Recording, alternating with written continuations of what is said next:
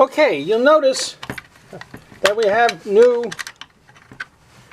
scavenged straps.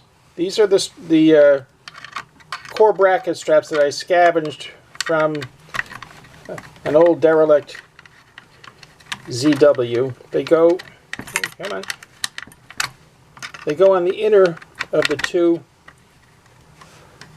holes here. These are going to be for the screws that come in for the top of the casing.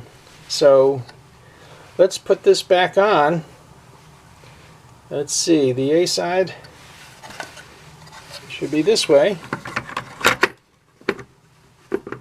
Let that seat nicely. Get the screws back in easily. If it doesn't go in right, then something's wrong.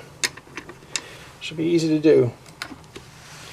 So we're going to never, ever, ever plug in the unit when the case's cover is off.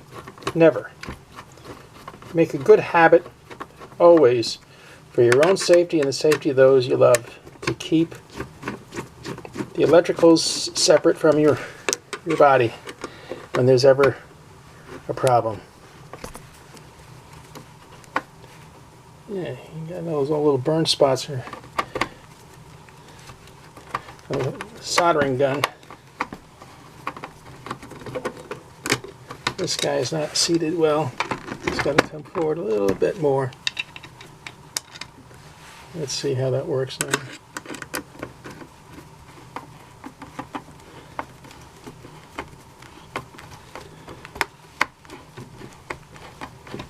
Yeah, let's also get it's a bigger screw, so we need a bigger screwdriver.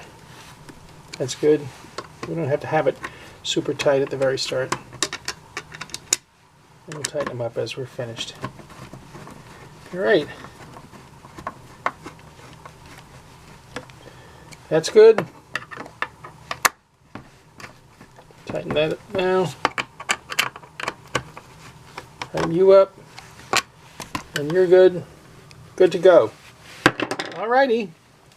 I had shined up the case. Now I'm going to put on a whistle tender that I knew was in functioning order. Let's plug this baby in. You can see the green light.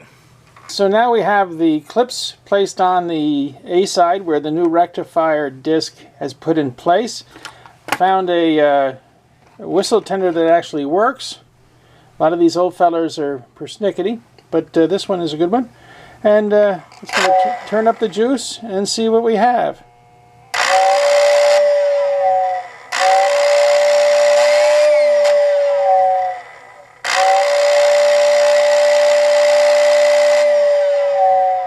Well, folks, I don't think you can do better than that. That's about as good as it gets for whistling. And so the new rectifier disc is working properly. The machine is back into place. It looks great. It's got the new core bracket straps in there to hold things together a little bit better. And all we need now is to get a bottom plate. And the thing should be basically good for another 70 years or so. I hope you enjoyed this.